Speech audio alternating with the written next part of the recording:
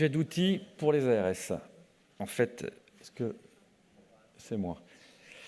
Donc, en lien avec ce qui a été présenté auparavant, vous savez que les ARS ont la responsabilité d'organisation territoriale des soins, et en l'occurrence, organisation territoriale de la médecine d'urgence et organisation également territoriale concernant les soins non programmés.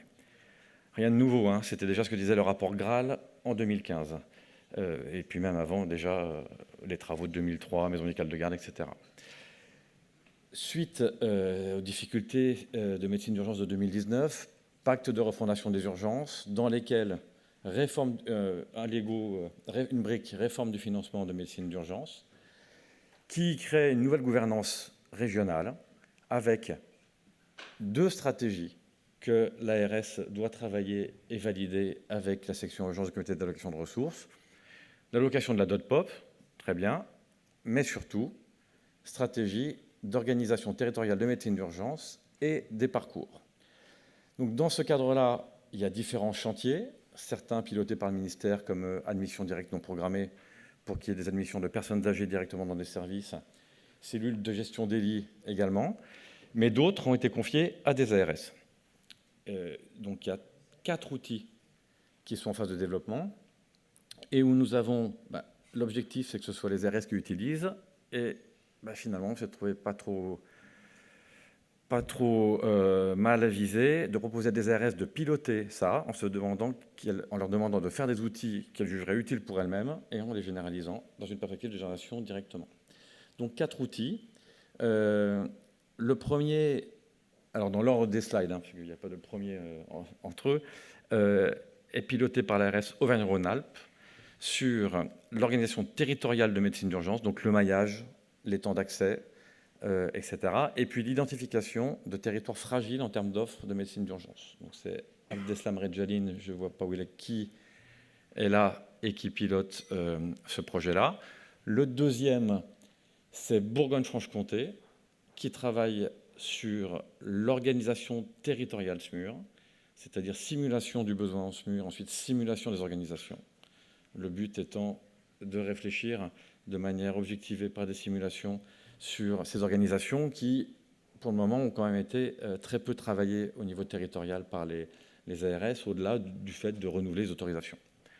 Le troisième point, c'est en lien avec des travaux qui ont été présentés précédemment sur l'Île-de-France, mais qui là sont menés par Grand Est sur les usagers fréquents des urgences, donc quantification des usagers fréquents des urgences commune par commune, et avec un programme d'évaluation au niveau de Grand Est, et Romain Hellman qui pilote, qui doit être là également, qui pilote le projet, d'évaluation de case management sur les différentes typologies de patients qui sont ces usagers fréquents.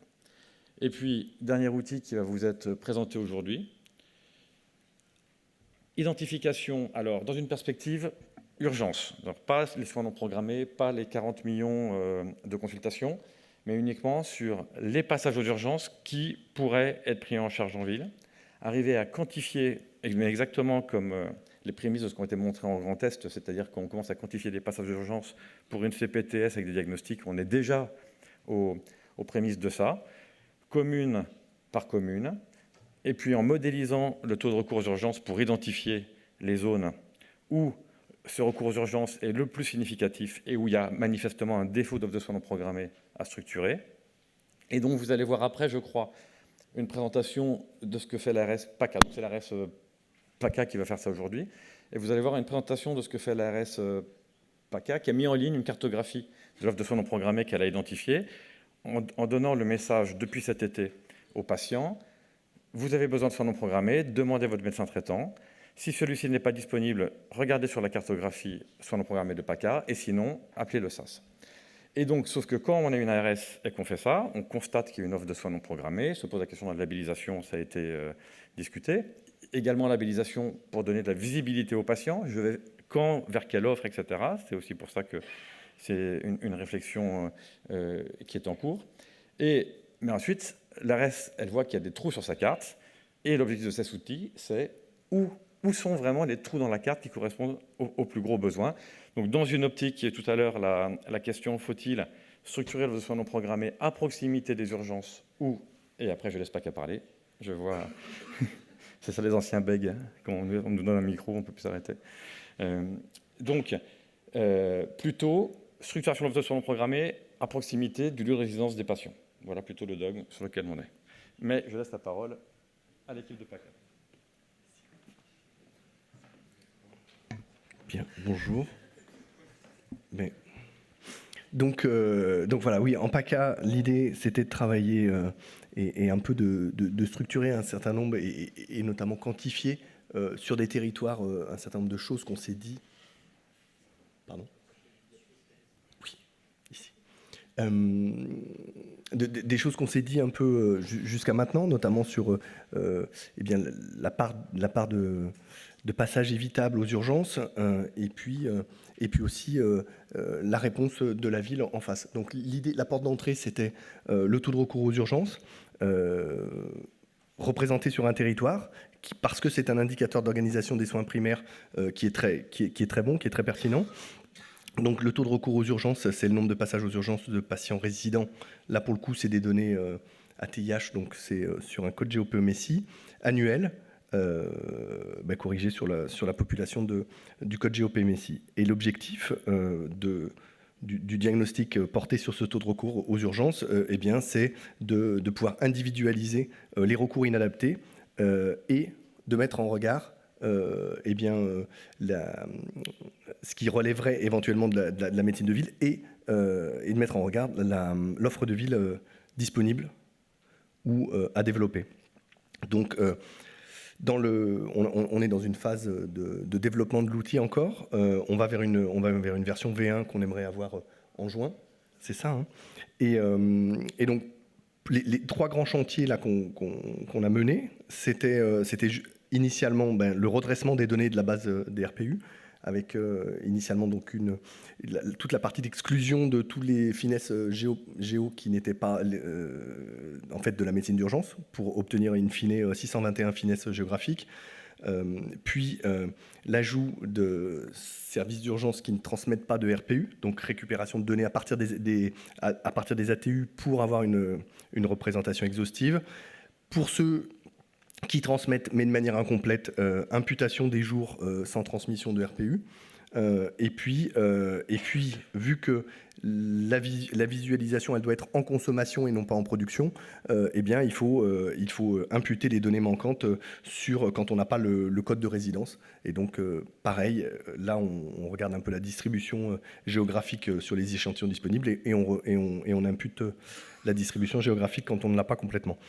Ensuite, un deuxième élément important, c'est l'identification des patients non résidents, aussi bien pour pouvoir quantifier les accès non résidents et ensuite avoir une approche un peu aussi saisonnale.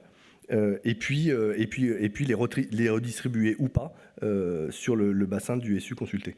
Et puis, évidemment, comme l'idée, c'est de pouvoir analyser finement le TRU et notamment avec l'objectif de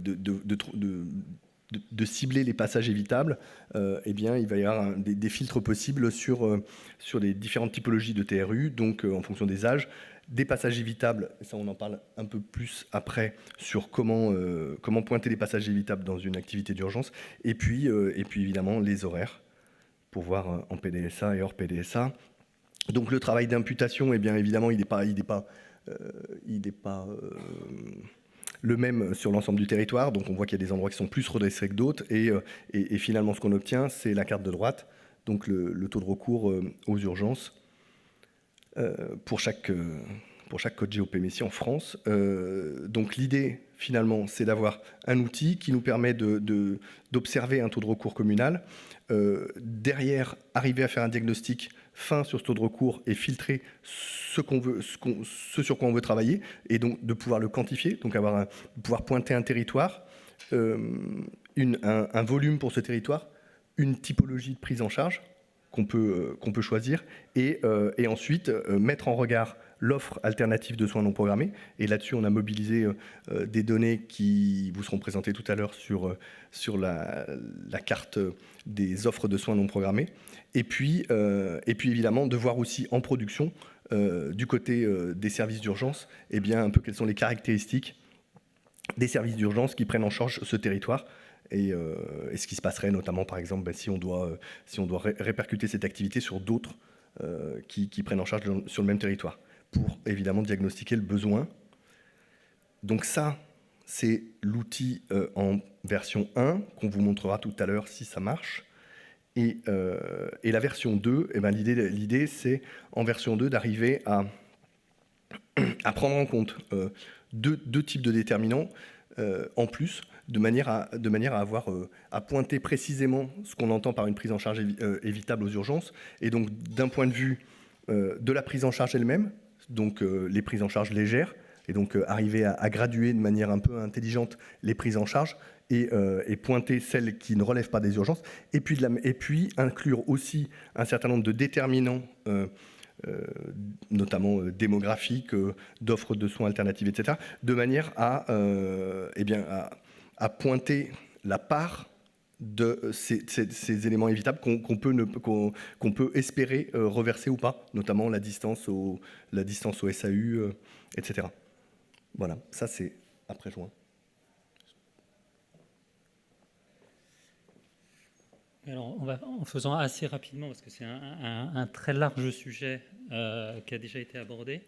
Alors là, c'est dans une autre optique, c'est-à-dire que ce n'est pas au niveau du tri, mais c'est a posteriori, avec tous les éléments possibles, est-ce qu'on arrive à estimer un volume au niveau territorial de passages évitables au sens potentiellement pris en charge en médecine de ville. Alors on sait que sur les RPU, on a certains marqueurs au moins de gravité, de complexité, qui peuvent être le mode d'arrivée. S'il arrive en SMUR, c'est probablement plus complexe. S'il est hospitalisé également, en fonction de la CCMU et aussi au niveau des diagnostics. L'approche actuelle qu'on essaie de travailler, c'est essentiellement sur le diagnostic, en essayant de catégoriser ces diagnostics en associant un niveau de complexité. Et pour l'instant, on a travaillé deux approches, en partant des catégories sémiologiques qui avaient été construites par la FEDORU. Il y a 123 catégories, et en essayant d'y associer un niveau de gravité. Et la deuxième approche, c'est à partir de travaux qui ont été menés en Australie. Donc, pour faire très rapidement, là il y a un exemple des 123 catégories de la FEDORU. Et à partir d'éléments qu'on a dans le RPU, qu'on voit sur les colonnes de droite, on associe à chaque catégorie un pourcentage d'hospitalisation, un pourcentage de CCMU 3, 4, 5, un pourcentage de personnes âgées et une durée médiane de séjour, qui sont porteurs, c'est l'hypothèse, d'une certaine complexité. Et on arrive, en travaillant de différentes manières ces données, à des scores qu'on associe à chaque catégorie.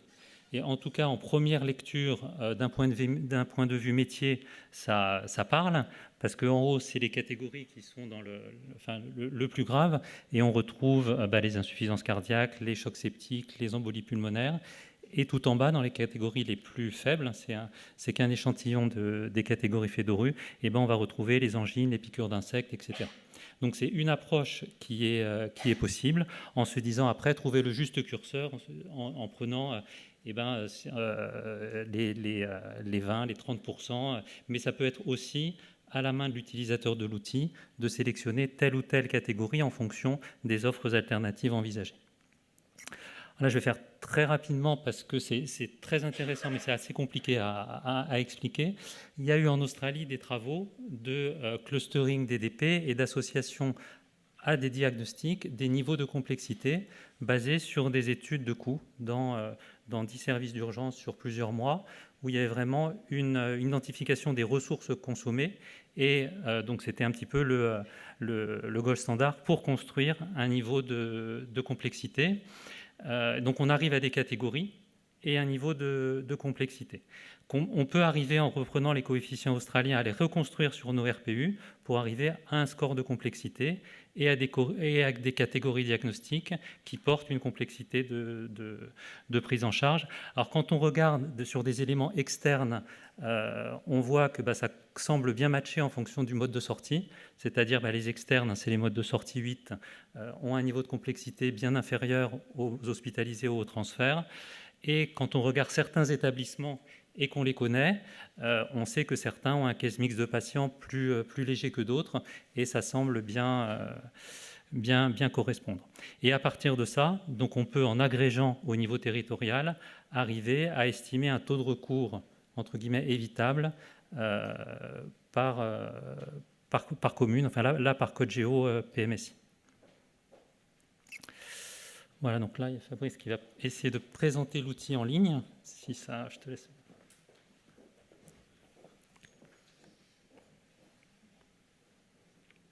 C'est vraiment voilà. une première version, hein. C'est pour montrer l'idée. Voilà, très simplement.